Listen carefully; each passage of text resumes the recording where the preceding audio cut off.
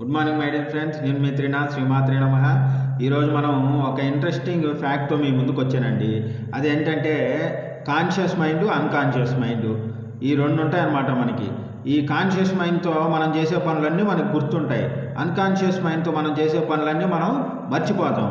Suppose మనం keys ఒక దగ్గర పెట్టి మర్చిపోతాం. అది ఎందుకు జరుగుతుంది? అన్కాన్షియస్ మైండ్ వల్ల జరుగుతుంది అనమాట. అట్లాగే ఫోన్ ఛార్జింగ్ పెడతాం, స్విచ్ చేయడం మర్చిపోతాం. ఇది కూడా అన్కాన్షియస్ మైండ్ వల్ల జరుగుతుంది. అట్లాగే కొన్నిసార్లు మనం స్పెట్స్ పెట్టుకోలేదన్న అపోహలో చుట్టూ తిరుగుతూ స్పెట్స్ ఎత్తుక్కుంటూ ఉంటాం. ఇవన్నీ అన్కాన్షియస్ మైండ్ వల్ల జరుగుతాయి అన్నమాట. సో మై డియర్ ఫ్రెండ్స్, ఇంక నుంచి నేనేం చెప్తున్నానంటే మనం అందరం కాన్షియస్ మైండ్తో పనిచేద్దాం. కాన్షియస్ మైండ్ ఏంటంటే ఇప్పుడు మనం కీస్ పెట్టిన తర్వాత మీరు ఏం చేయాలంటే ఒకసారి మైండ్కి దాన్ని రిజిస్టర్ చేయాలన్నమాట. అంటే మనం కీస్ ఫలానా దగ్గర పెట్టాము అని మీ మైండ్కి సిగ్నల్ పాస్ చేసినట్లయితే అది గుర్తుపెట్టుకొని ఉంటుంది. అట్లాగే ఛార్జింగ్ పెట్టేటప్పుడు ఛార్జింగ్ పాయింట్ కనెక్ట్ చేశాను, స్విచ్ చేశాను అని మీరు ఒకసారి చెక్ చేసుకున్నట్లయితే మీరు ఆ ఛార్జింగ్ పాయింట్ స్విచ్ చేయకుండా మర్చిపోవడం అనేది జరగదనమాట.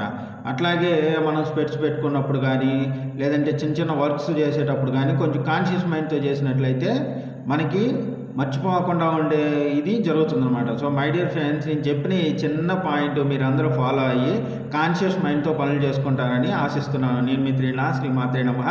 Thanks for watching this video.